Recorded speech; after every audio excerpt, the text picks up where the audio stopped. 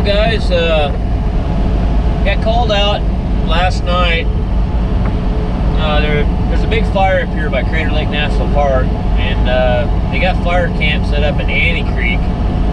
It's just south of Crater Lake.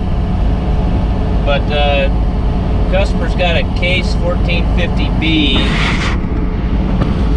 and he had water and oil. It's been years since I've worked on one of those 1450Bs, and I couldn't remember if that thing had what motor it had in it. But I got up there last night, and I didn't get there till 4 o'clock, and I worked on it till about 8:30. Got dark on me. It's not pushing coolant back through the radiator. I ran it a while before and got it warmed up to see what was happening. But what it's doing, it's just running down in the pan. I'm really suspecting a liner O-ring. Well, what I wanted to do was just pull the pan off the son of a bitch and pressurize the radiator and see where the water was coming from, you know, thinking it's a liner O-ring. Well, I used to have a borescope, and I was thinking I was going to stick a borescope up through the panhole plug and just look in there. But my shop got broken in 2 years ago, and it ended up missing, and I haven't bought another one. I could really use one right now, but I told the owner it sounds like to me the engine's going to have to come out anyway to get the pan off anyhow, because the liner. And I don't really want to rebuild it right there on the road where all the fire crews are driving by it to dust the engine out when we got it apart. So I got like 4 days to do this job, where he's kicked off the fire, and they'll just get somebody else. But so what we're gonna do is go up there. We're gonna get the engine out of this thing and get it back to my shop in Klamath and tear it apart. So I'll stay tuned. Got a bunch of choppers out here.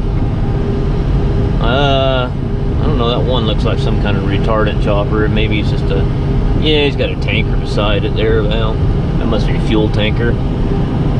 I think those are spotting. I think those are spotting choppers is what those are. I think those go around, fly around the fire, and they tell the borate planes and all that shit where to dump their borate at. So I thought I'd give you a quick view of the chopper sitting out in the field. There was a big one last night further towards the south that I came across, but it was so foggy I knew you wasn't going to be able to see that one. But it was you could definitely tell it was probably one of those ones that was dumping a lot of borate too. So either that or it had a bucket on it that was going to Klamath Lake or something and picking up water, or maybe it was going to Agency Lake or something and picking up water and dumping on it. I don't know. So, all right, we're heading to the cat. Well, there she is.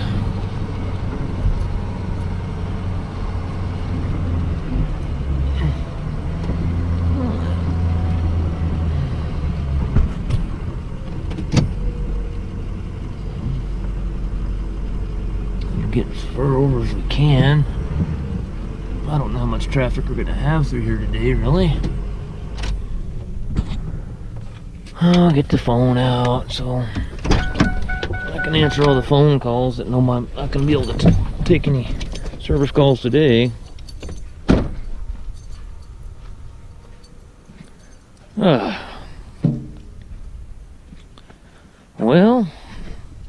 maybe this old gal is. That's a 504 BDT case motor. So, well, let me get situated here, guys, and we'll get after it. Oh, I got the belly pan drug out from underneath it with the crane. I always like to clean these off. One thing, it's just a nicer, cleaner job. And it's a lot lighter.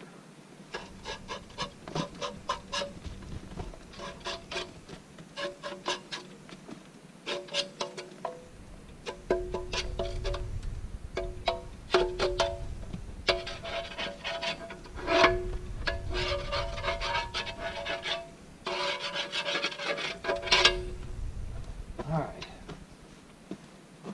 Let's see what we we got now that we got the belly pan off out of the way? Oh yeah, and a bunch of that shit fell off. That's one thing I knew I should have brought a tarp to lay on. Damn it. Well, this is gonna be a nasty, dirty job today.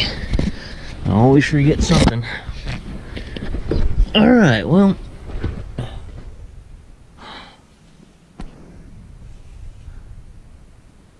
Okay, so that pan just ain't gonna come up off of there without getting the engine part way up. There's just no way around it. No way around it. Got one mount bolt here. One thing about this old girl, she's pretty easy to work on, really. Oh, I'm gonna blow a bunch of this dirt and shit off the bottom here, get things cleaned up, and see what I'm getting into as far as this goes on the bottom end here to get bell housing bolts loose and all that stuff. So let me get this all cleaned up, and then I'm probably gonna go ahead and start dumping water and stuff on it too, and get the radiator out of it. Ugh.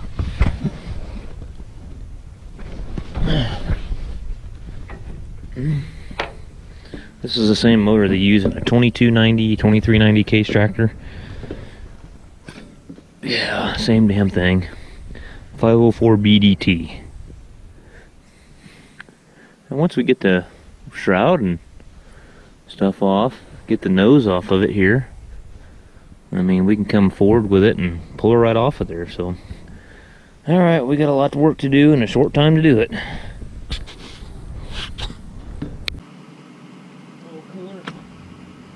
Cooler line, that's what it is.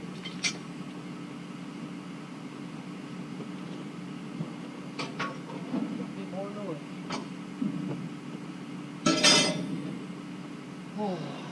Okay. That was an awesome pain in the butt. Still, I'm gonna have to get it loose here.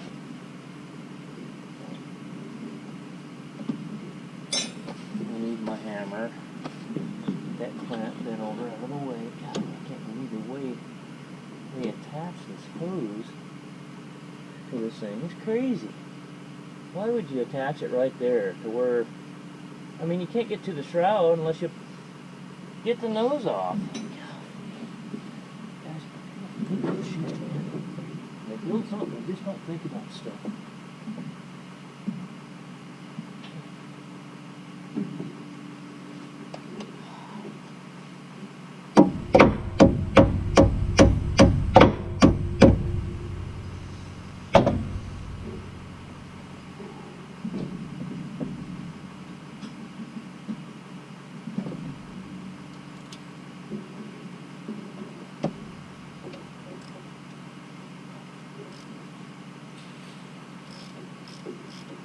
Joby!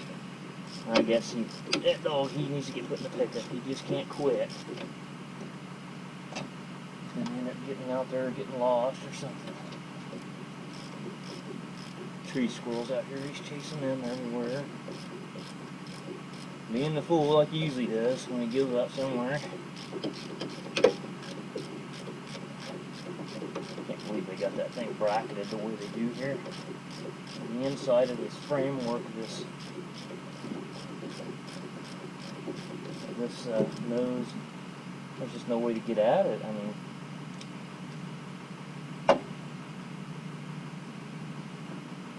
helicopter.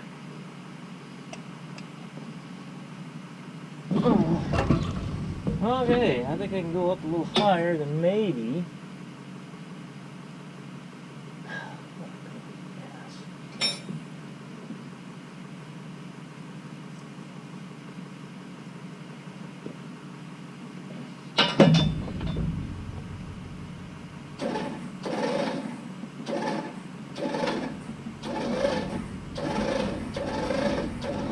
I can get to that other bolt. There wasn't no way you could do it before. Bastards.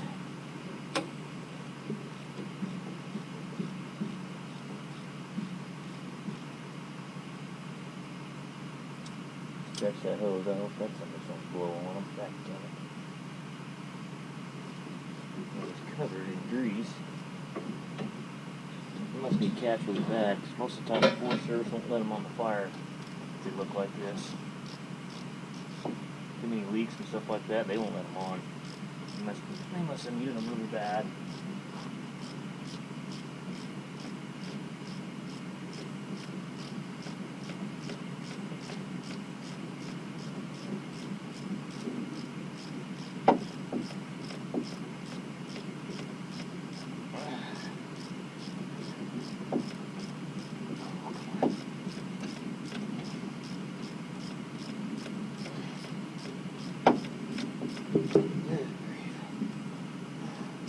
I need to buy me one of them Milwaukee cordless racks. That's what I need. Alright, I think we can get the damn nose off of it now. Any longer to get the cooler line unbracketed, they did to do all the rest of it combined. That's usually the way it works, so make sure I'm not hanging up on something on the front here.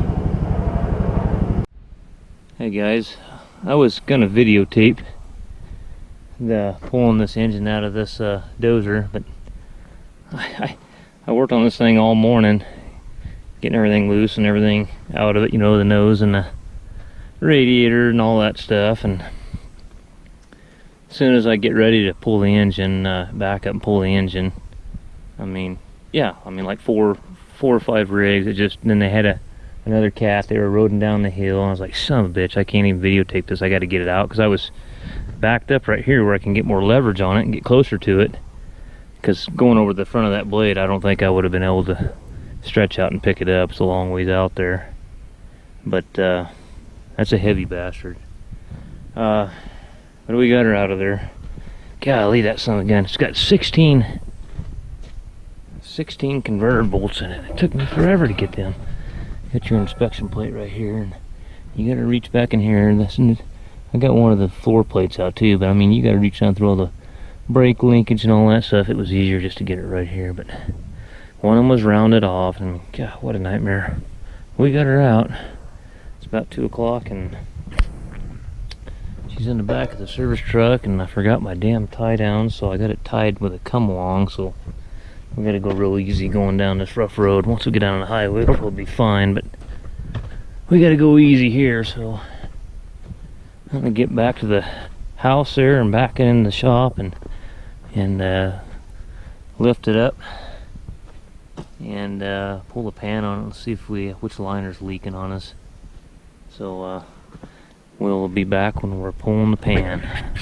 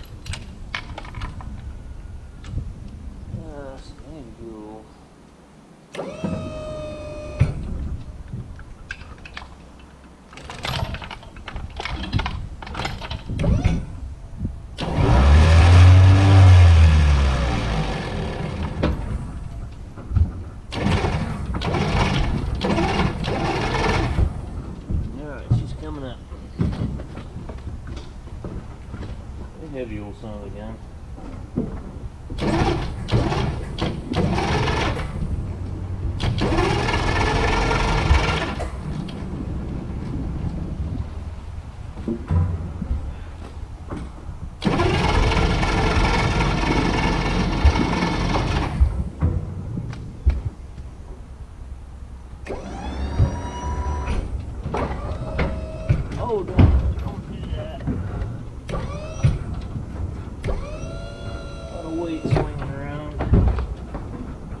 Tear my compressor up.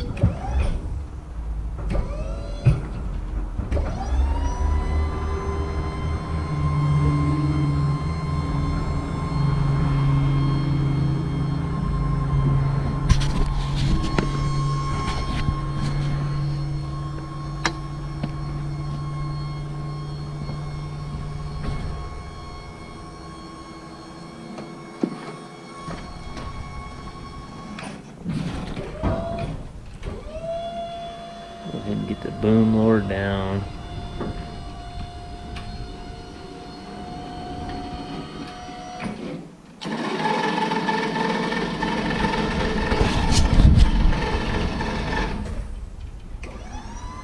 Alright, I gotta get it.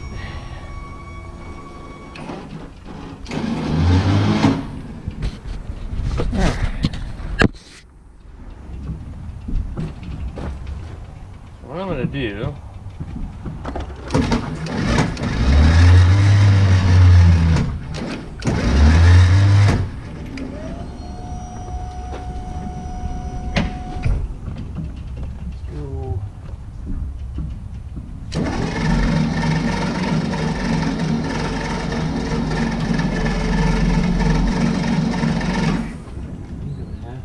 down far enough where that'll go through the door.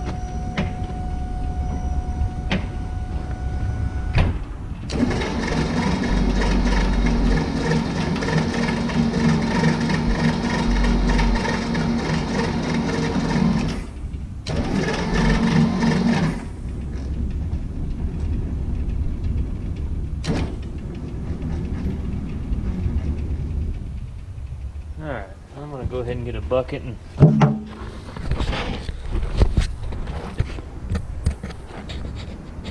get the pan. I've drained most of it, but I'm sure there's water left in the liners. It's drained down in there.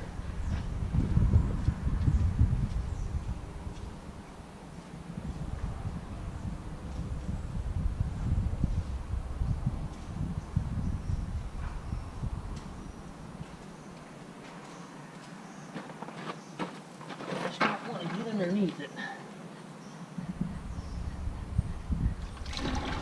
Oh yeah.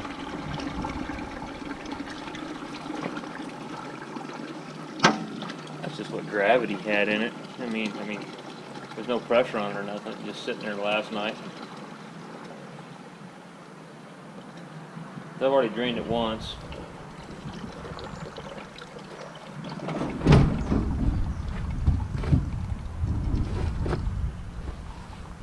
Yeah, it's got to be a liner O-ring. Has to be.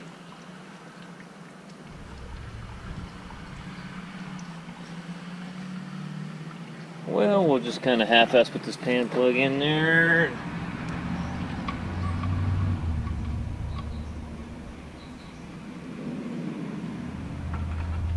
Ugh.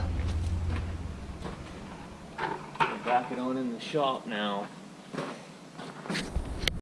Alright guys, so we got our pan off and we actually shined the flashlight up there and I could see that something didn't look right with number 2 cylinder. And I ran my pistons up to top dead center and I could just tell something didn't look right about number 2. I could see really rusty looking streaks on them. And I said, and the rest of them are really shiny. And I'll show you, if you haven't seen what electrolysis, if you've never seen what electrolysis will do to a piston liner, a wet liner, there's electrolysis. You see those pinholes?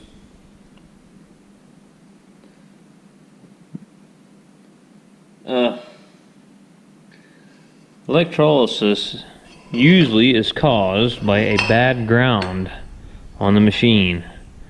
And when I pulled this thing apart, there's usually, you know, on an engine it's got rubber mounts on it, which this one does.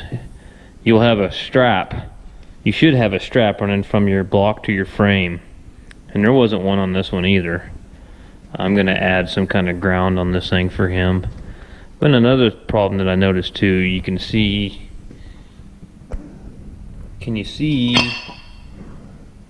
the really rusty looking color? I think I don't know if he was running straight water in it, You know, and that's not good, running straight water on them. You know, the antifreeze is a rust inhibitor, and also it helps prevent electrolysis also. Another thing you can do to prevent rust, prevent the electrolysis, is pour some, like, they make a stuff called, you know, I think Napa sells Pencool. It's some chemicals, and it's got the little test strips you can dip down in there, and you know, and it'll tell you how much to add. But there used to be a stuff we used to pour in there called DCA inhibitor. But there's a lot of things you can do, but the biggest thing is make sure you got good grounds. So what happens is that, like, that if you got a bad ground, that you know, going from here to your engine block, that current tries to pass through that water. You know, find a source for a path through ground. What it does is that it just eventually does this to your liners. Just eats them. So we basically just got this one here apart so we can find out exactly what our problem is. I called him. I said, I'm not doing the rest of this engine with just... what he wants to do is we're going to change all the pistons, liners, rods, and main bearings, clean the heads up and put them back on, because the heads, he says he really needs, I mean, he's got a limited amount of time to get this thing back on the fire or he's out. So he says, you know, get the liners, pistons, and rings in it. And, you know, because if we send these heads off to a machine shop, you know as well as I do, you know, machine shops around here, you'd be lucky if you get it in 2 weeks. You know, that's how slow they are. So we're just going to clean the heads up, because I told him, I said, you know, if the heads go, there's no warranty. You know, you need to have the heads gone through. With all that electrolysis, who's to say they're not in the heads too? So so I'll show you guys here the assembly. I mean, the disassemble's not much to it, you know. Disassemble, you drop your pin off, take your rod cap off, knock your piston out, and then these wet liners, I just take a big punch and a hammer and hit it and knock it out of there. So the next video will be when we're assembling this thing. So I thought I would explain the electrolysis thing if you haven't ever seen that before. Thanks for watching.